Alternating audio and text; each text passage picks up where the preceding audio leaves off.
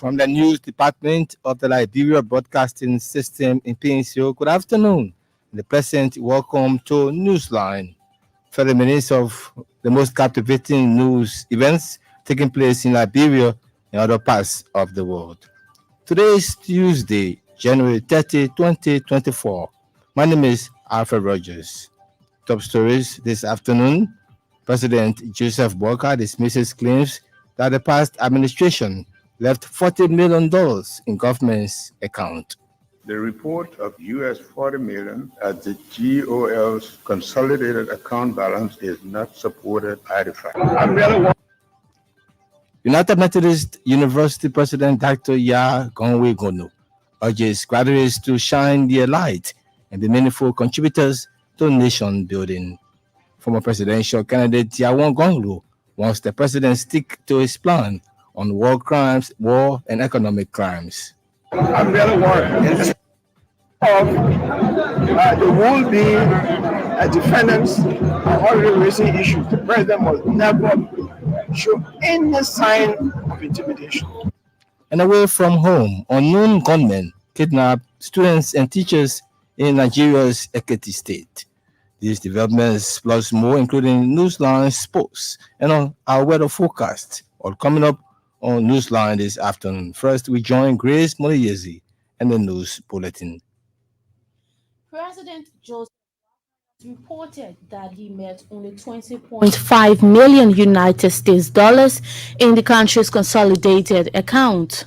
The disclosure is contrary to the account of former President George Weah, who recently claimed in his farewell speech that he left $40 million in the account.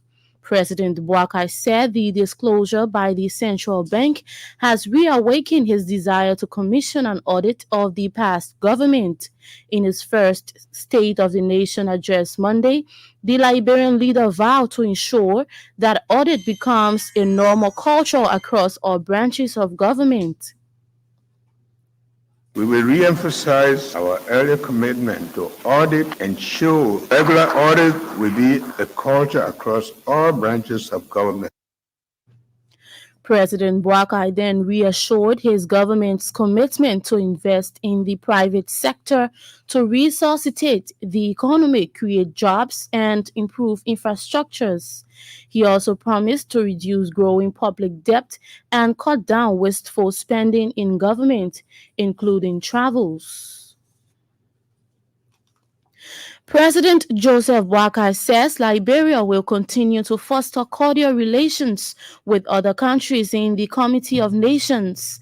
President Boakai said the move is aimed at strengthening bilateral and multilateral ties with sub-regional countries, continental and other international bodies. The Liberian leader noted that the country will continue to pursue a policy of friendliness as Liberia remains in peaceful coexistence with its immediate neighbors. As a founding member of the most continental and multilateral institution, we will continue to honor our obligations. Liberia continues to foster cordial relationship with other countries in the community of nations. At his first State of the Nation address Monday, President Boakai said his government will work along with the legislature to ensure Liberia settles arrears with various organizations. The Liberian leader said failure of Liberia to meet its obligations will undermine his standing with those multilateral bodies. The president of the United Methodist University is challenging graduates of the institution to continue being the light that shines for all.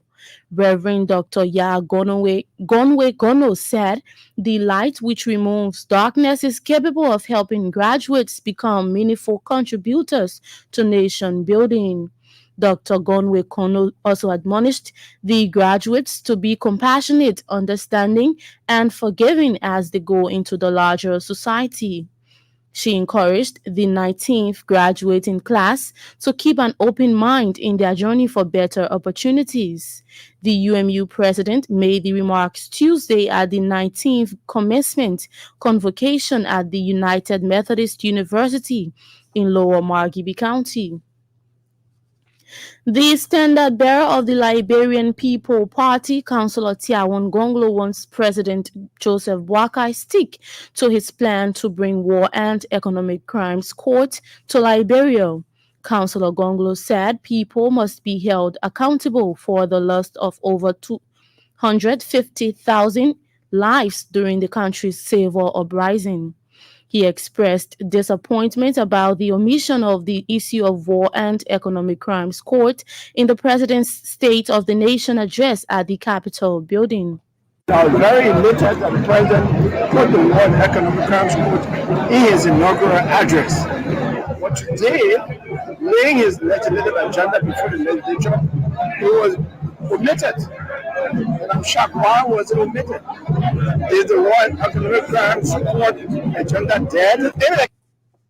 Councillor Gonglo believes issue of such nature should constitute a priority lead of the president's legislative agenda, especially after speaking about it in Monday's inaugural address.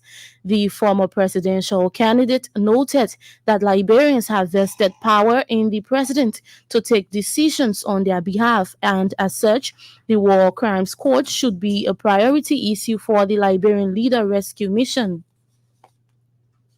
Meanwhile, Councillor Gonglo is calling on the president to set a commission of inquiry to investigate all recent suspicious deaths in the country.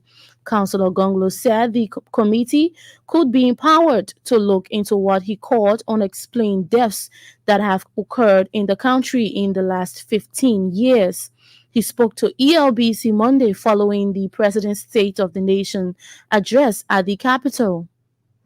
Any accountability that does not emphasize accountability for human life, in my view, is not strong.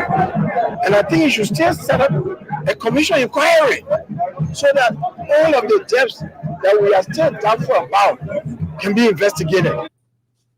Councillor Gonglo said from the deaths of Harry Greaves, Michael Allison, and a number of auditors in the last few years, Liberians deserve to know the actual account. The former presidential candidate said such investigation will erase previously held doubts about those deaths and bring closure to the affected families. And a rice mill machine worth over 1,800 United States dollars has been given to citizens of Botowe Town in Nimba County. The gesture comes following a request from locals in the area about the need for a rice mill to enable them adequately process and package their rice after harvest. According to our correspondent, the rice mill is in fulfillment of a commitment made by a daughter of the town, Agnes Dennis. The turning over of the rice mill was done over the weekend in the county. Grace Moriyezi and the news bulletin. She will be back a little later of our weather forecast and international news. This is